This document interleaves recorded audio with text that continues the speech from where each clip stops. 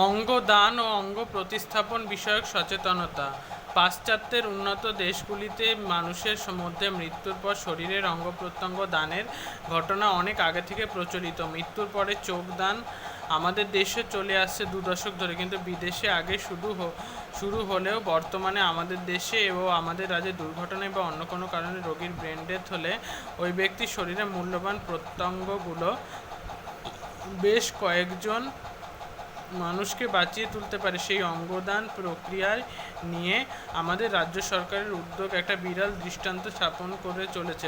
পশ্চিমবঙ্গ সরকারের উদ্যোগে পরিবারবর্গের সহায়তায় স্বাস্থ্য দপ্তর, পুলিশ প্রশাসন, স্বেচ্ছাসেবী সংস্থার সার্বিক সহায়তা মৃত্যুর পর শরীরের অঙ্গ প্রত্যঙ্গ দানের ঘটনা একটা আন্দোলনের রূপ নিয়েছে। আপনজনের মৃত্যু, বিশেষ করে অকাল মৃত্যুর মতো হৃদয় বিদারক ঘটনা গোটা পরিবারকে একেবারে বিধ্বস্ত করে দেয়। শোকের সাগরে ডুবে গিয়ে কিছু পরিবার এগিয়ে আসছে অন্যের জীবন বাঁচাতে। তাদের সম্মান জানাতেই এই সচেতনতার প্রচেষ্টা। কোনো মানুষের ব্রেন ডেথ ঘোষিত হবার পর তার দেহের বিভিন্ন অঙ্গ অন্য ব্যক্তির দেহে প্রতিস্থাপন করে চিকিৎসা সম্ভব। আর এই কাজটি সম্ভব হয় ওই পরিবারের সদস্যের সম্মতির মাধ্যমে। কি অঙ্গ প্রত্যঙ্গ প্রতিস্থাপন করা যায়? চোখ, হার্ট, ফুসফুস, কর্নিয়া, যকৃৎ, অগ্নাশয়, হার্ট ভালভ, হৃৎপিণ্ড। অঙ্গদান কবে থেকে শুরু হয়? 1906 সালে চেক প্রজাতন্ত্রে দৃষ্টিহীন মানুষের চোখে কর্নিয়া প্রতিস্থাপন করে ডাক্তার থিওডর কোচার। 1954 সালে সফল কিডনি প্রতিস্থাপন। 1967 সালে মানুষের হৃৎপিণ্ড প্রতিস্থাপন অঙ্গ প্রতিস্থাপনের সাফল্যের নিদর্শন রাখে। 1981 সালে আমেরিকা স্ট্যানফোর্ড এ ব্রুস রিজ প্রথম হার্ট লাং মেশিন ব্যবহার করে অঙ্গ প্রতিস্থাপনের ক্ষেত্রে যুগান্তর আনেন।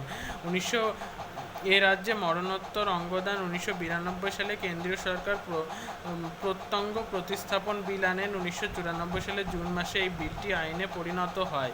এই আইনে 2টি বিষয়ে জোর দেওয়া হয়: মস্তিষ্কের মৃত্যু এবং প্রত্যঙ্গ কেনাবেচা করা যাবে না।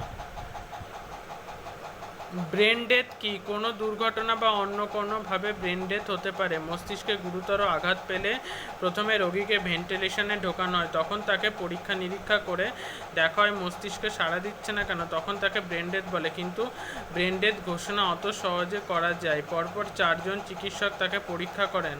প্রথম চিকিৎসক ব্রেন ডেথ হয়েছে নিশ্চিত হওয়ার পর তিনি সুপারকে জানান। সুপার এসে পর্যবেক্ষণ করার 6 ঘন্টা পরে ঘোষিত করবেন ব্রেন ডেথ হয়েছে। এরপর সরকারি প্যানেলে 2 জন ডাক্তার আসবেন এবং 12 ঘন্টা ধরে নানারকম পরীক্ষা করার পর তারাও যখন জানিয়ে যাবেন যে ব্রেন ডেথ হয়েছে, তখন সরকারিভাবে ঘোষণা করা হয় যে রোগীর মস্তিষ্কের মৃত্যু ঘটেছে। তবে এক্ষেত্রে রোগীকে ভেন্টিলেশনে রাখার জন্য রোগীর শ্বাস প্রশ্বাস কৃত্রিমভাবে চলে, তাই রোগীর আত্মীয় স্বজন এই অবস্থাকে মৃত্যু বলে মানতে পারেন না। আর এই জায়গাতেই প্রয়োজন সচেতনতার, কারণ কৃত্রিম জীবন সহায়তা সরিয়ে নিলেই থেমে যাবে সব, সে মৃত্যু।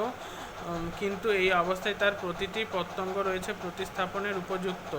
আর এই অঙ্গদানের সম্মতির মাধ্যমে বেঁচে থাকবে আমাদের প্রিয় মানুষ, এটাই পথ। এ রাজ্যে মরণোত্তর অঙ্গদানের দৃষ্টান্ত।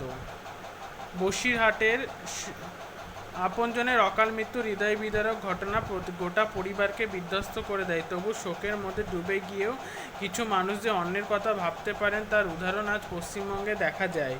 তা এই উদ্যম ও সচেতনতাকে সার্থক করতে চিকিৎসক, নার্স, স্বাস্থ্যকর্মী, স্বাস্থ্য দপ্তর, পশ্চিমবঙ্গ সরকার, পুলিশ প্রশাসন, মৃতের পরিবার ও পশ্চিমবঙ্গের আপামর জনসাধারণে একযোগে কাজ শুরু করেছে। এই মহৎ কাজে যাদের পরিবার এগিয়ে এসেছেন তারা হলেন বসিরহাটের স্বর্ণেন্দু রায়, পর্ণশ্রীর কাজুরি বসু, শোভনা সরকার, প্রীতম সাহাদের মতো আরও অনেক পরিবার। যেমন একটি পথ দুর্ঘটনায় বসিরহাটে টাউন হাই স্কুলের ছাত্র স্বর্ণেন্দু রায়ের ব্রেন ডেথ হওয়া ঘোষণার পর তার অঙ্গ প্রত্যঙ্গগুলি নিয়ে বেঁচে আছেন অনেকেই। আর এই স্বর্ণেন্দু কিন্তু বেঁচে থাকবে তাদের মধ্যেই।